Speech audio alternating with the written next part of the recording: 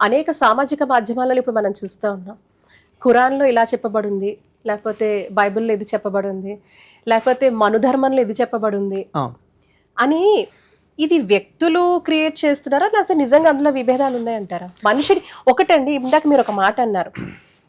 మానవత్వమే అన్నిటికంటే ఉత్తమమైన ధర్మం అన్నారు. మరి ఈరోజు మానవత్వాన్ని కోల్పోతూ, ధ్వంసాలకు ప్రేరేపిస్తూ, అవును. హింసకు ప్రేరేపిస్తూ, ప్రలోభాలకు ప్రేరేపిస్తూ, మత మార్పిడులు సైతం జరుగుతున్న Exactly. ఇటువంటి పరిస్థితిలో మతమా ధర్మమా ఏం చెప్తారు? అసలు మత మార్పిడే తప్పండి. మత మార్పిడి ఇప్పుడు ఉదాహరణ చూడండి, ఒక 10 రకాల మతాలు ఉన్నాయి. ఈ మతంలో ఉన్నవాడు ఇంకో మతంలోకి వెళ్తున్నాడు, ఆ మతంలోడు ఇంకో మతంలోకి వెళ్తున్నాడు. ఏమన్నారు? మీరు మా మతంలోకి వస్తే మీకు మోక్షం ఉంది అంటున్నారు, మీరు మా మతంలోకి వస్తే నిత్యం ఉంది అంటున్నారు, మీరు మతంలోకి రాకపోతే స్వర్గమే లేదంటున్నారు. నేనంటాను అసలు మత మార్పిడి కాదు, మనిషి మతాన్ని వదిలేసి ధర్మంలోకి వెళ్ళాలి అంటాను నేను. మతాన్ని వదిలి ధర్మంలోకి వెళ్ళటమే అసలు కావాల్సినటువంటి మార్పిడి.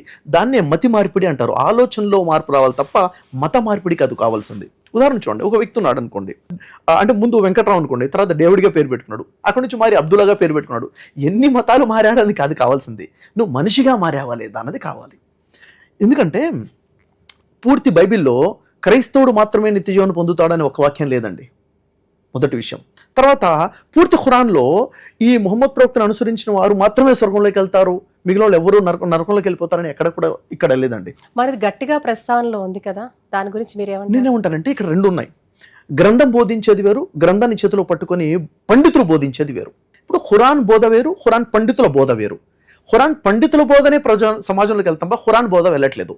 ఎలాగైతే భగవద్గీత వేదాలు ఏదైతే బోధిస్తుందో ఆ ధర్మం ప్రజల్లోకి వెళ్ళట్లేదు, అది మేము బోధిస్తామని చెప్పి పండితులు బోధించే బోధనలే వెళ్తున్నాయి. అంటే గ్రంథం బోధించేది వేరు, పండితులు బోధించేది వేరండి. ఫర్ ఎగ్జాంపుల్ చేతిలో బైబిల్ పట్టుకున్నాడు, పాస్టర్ ఏదో బోధిస్తున్నారు, పాస్టర్ బోధించేది వేరు, బైబిల్లో ఉన్నది వేరు. ఎందుకంటే ఇప్పుడు ఉదాహరణకున్నారు, యేసుని విశ్వసిస్తేనే, యేసుని నమ్ముకుంటేనే నిత్యజీవము, లేకపోతే లేదు అని చెప్పేసి చాలా బల్లగుద్ది చెప్తారు. మీరు యేసు నమ్ముకోలేదా, మీరు నరకంలోకి వెళ్ళిపోతారు, కాబట్టి మీరు యేసు మతంలోకి వచ్చేయండి, క్రైస్తవ మతంలోకి వచ్చేయండి. ఇది చాలామంది బోధిస్తున్నారు. నిజానికి బైబిల్ ఈ విషయం చెప్తుందా? చెప్పట్లేదు. ఇప్పుడు యేసు పుట్టక ముందు ఉన్న ఎంతోమంది ప్రవక్తలు ఉన్నారు, వాళ్ళు నిత్యజీవనం పొందలేదా? పొందారు. వాళ్ళు మోక్షాన్ని పొందలేదా? పొందారు. యేసు ఉన్నప్పుడే, యేసు వారు అక్కడ ఉన్నారు, ఇక్కడ యోహాను ఉంటారు, ఈయన కూడా బాప్తిజం ఇచ్చి యోహాను. బాప్తిజం ఇచ్చి యోహాను చేతిలో బాప్తిజాన్ని పొందిన వారు కూడా నిత్యజీవనం పొందారు. వారికి యేసు ఎవరో కూడా తెలియదు, యేసు పరిచయం లేకుండానే. యేసు నమ్ముతూనే నిత్యజీవం అన్నది బైబిల్ ప్రకారంగా కరెక్ట్ కాదు. ఇంకోటి ఏంటంటే బైబిల్లో క్లియర్గా రోమిలకు రాసిన పత్రికలో ఉంటుంది, దేవుడు పక్షపాతి కాదు. ఒక వర్గాన్ని ఒకలాగా, ఇంకో వర్గాన్ని ఒకలాగా చూసేవాడు కానే కాదు దేవుడు. దేవుడు యూదులకైనా రోమియోలకైనా ఏ వర్గంలో ఉన్న వారికైనా కానీ న్యాయం చేస్తాడు, పక్షపాతి కాదు. ఒక వర్గాన్ని పక్షపాతం చూపించి ఒకళ్ళకి నిత్యజీవాన్ని ఇచ్చి ఇంకో మర్గంలోకి పంపించాడు కాదు. మనస్సాక్షి ప్రకారంగా ఎవరైతే ధర్మంగా బతుకుతారో వారి కోసం. అంటే బైబిల్ ఏం చెప్తుంది? నీతిమంతుడు నిత్యజీవాన్ని పొందుతాడు అని ఉంది. నీతిమంతుడు అంటే నీతిగా బతికినవాడు, అవినీతిమంతుడు నరకంలోకి వెళ్తాడు, నీతిమంతుడు స్వర్గంలోకి వెళ్తాడు. బైబిల్ బోధ ఇదే. ఖురాన్ ఏం చెప్తుందంటే ఏదైతే ధర్మం బోధించబడిందో, అంటే మానవత్వంగా ఏదైతే ధర్మించబడిందో, అంటే ఒకటి ఆధ్యాత్మికంగా భగవంతుడు ఉన్నాడని విశ్వసించాలి, రెండోది కర్మఫలం ఉందని విశ్వసించాలి, ఆ తర్వాత మంచిగా మానవత్వంగా జీవితం గడిపితే వాళ్ళకి నిత్యజీవం ఉంది. కర్మ ఫలితాన్ని ఖురాన్ నమ్ముతుందండి? ప్రతి గ్రంథం నమ్ముతుందండి.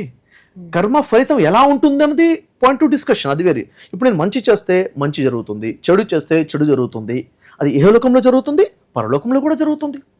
ఇహలోకంలో ఉంటుంది, పరలోకంలో ఉంటుంది. ఇహలోకంలో ఎలా ఉంటుంది, పరలోకంలో ఎలా ఉంటుంది, ఆ డీటెయిల్ డిస్కషన్స్ వేరు. ఉదాహరణకి ఇప్పుడు నేను తప్పు చేశాను అనుకోండి, దాని ప్రభావం ఉంటుందా లేదంటే ఖచ్చితంగా ఉంటుందని ఖురాన్ చెప్తుంది, బైబిల్ చెప్తుంది, భగవద్గీత కూడా చెప్తుంది, 3 గ్రంథాలు కూడా చెప్తున్నాయి. ఇది గ్రంథంలో ఉందండి. బోధించేవారి బోధనలు వేరువేరుగా ఉండొచ్చు. సో గ్రంథంలో ఉండేది అసలైన వాస్తవాన్ని బోధించే వాళ్ళల్లో లోపం ఉండొచ్చేమో కానీ గ్రంథంలో లోపం లేదు, ధర్మంలో లోపం లేదు అంటారు మీరు.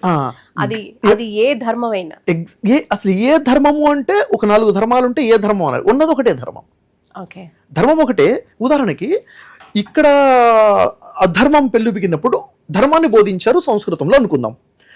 అక్కడున్న ప్రజలు ధర్మాన్ని వదిలినప్పుడు అక్కడ వారికి అరబీలో బోధించారు, ఎందుకు వారికి అరబీ వచ్చు కాబట్టి. వీరికి అరామిక్లో బోధించారు. ధర్మం ఒకటే. చూడండి, తల్లిదండ్రులు సేవ చేయండి, అదే ధర్మం, ఒకటే ధర్మం. ఇంకది భార్యతో మంచిగా ఉండండి, భర్తతో మంచిగా ఉండండి, సమాజం. చూడండి, మానవ సేవయే మాధవ సేవ, ఇదే ధర్మమే కదా. ఇక ఏ ధర్మం అంటే అది అన్ని గ్రంథాలు చెప్పబడింది ఒకటే. ఇక్కడ మనం తెలుసుకోవాల్సింది ఏంటంటే మతము మనిషిని ఎలా వెడగొట్టిందంటే, మేడం, నేను ముస్లింని, నా ముస్లింలందరూ నా సహోదరుడు, మీరు హిందువులు, మీరందరూ ఒకటి, మీరు వేరు అని మధ్యలో గోడలు కట్టారనమాట. వారు వేర్రా, మేము వేర్రా అని చెప్పేసి. నిజానికి ధర్మం విడగొట్టిద్దా చెప్పండి? ధర్మం విడగొట్టదు, మతం విడగొడుతుంది. ధర్మం ఏముంటుంది? మానవ సేవ. మానవుడు అంటే హిందూ అయినా, ముస్లిం అయినా, క్రైస్తవుడైనా, బౌద్ధుడు, ఆస్తికుడైనా నాస్తికుడైనా మానవుడే. అది మానవుడేంటి? జంతువులకు సేవ చేయాలి, క్రిమికీటకాలకు సేవ, ఎవరికి కూడా హింసించకూడదు, ఏ ప్రాణి కూడా హాని తలపట్టకూడదని ఇది ధర్మం బోధిస్తుంది. ఇదే వేదాలైనా భగవద్గీత బోధించింది, అదే ఖురాన్ బోధించింది, బైబిల్ బోధిస్తుంది. ఇక్కడైనా ఒకటే, ఇక్కడ భాషలు వేరుగా ఉన్నాయి. ఇక్కడ ఏం జరిగిందంటే మేడం, మీరు ఇంతకుముందు చెప్పినట్టుగా మతము రాజకీయం అయిపోయింది. రాజకీయ నాయకులు మతాన్ని వాడేసుకుంటున్నారు. ఇప్పుడు నాకు ఓట్స్ రావాలంటే నాకంటూ ఓట్ బ్యాంక్ కావాలి, మీకు ఓట్ బ్యాంక్ రావాలంటే మీకు ఓట్ బ్యాంక్ ఏర్పాటు చేయాలి. ఓట్ బ్యాంక్ కోసం వాడబడుతున్న పెద్ద కార్డు ఏదైనా ఉందంటే మతం అనే కార్డు వాడుతున్నారు. ఆ తర్వాత కులం. ఇది ప్రజలు అర్థం చేసుకున్నారు. ఇప్పుడు నిజంగా దీని ద్వారా లబ్ధి పొందేవారు కొందరు మాత్రమే, రాజకీయ నాయకులు మాత్రమే. నిజానికి అమాయకులు ప్రజలు విడగొట్టబడుతున్నారని చెప్పేసి. నిజానికి మనుషులందరూ ఒకటే, మానవత్వం ఒకటే, మానవ సేవే మాధవ సేవ. అది అసలు ధర్మ మతంలో తేడాలు ఉన్నాయి, ధర్మంలో ఉండవండి. ఎందుకంటే మనందరికీ ఆ సర్వేశ్వరుడు, ఆ భగవంతుడు ఒకటే, పైవాడు ఒకటే అయినప్పుడు గాలి అందరికీ సమానంగా ఇస్తున్నాడు కదా. అవును కదా, నాకు ఆక్సిజన్ కొంచెం తక్కువ, మీకు ఎక్కువ ఇవ్వట్లేదు కదా.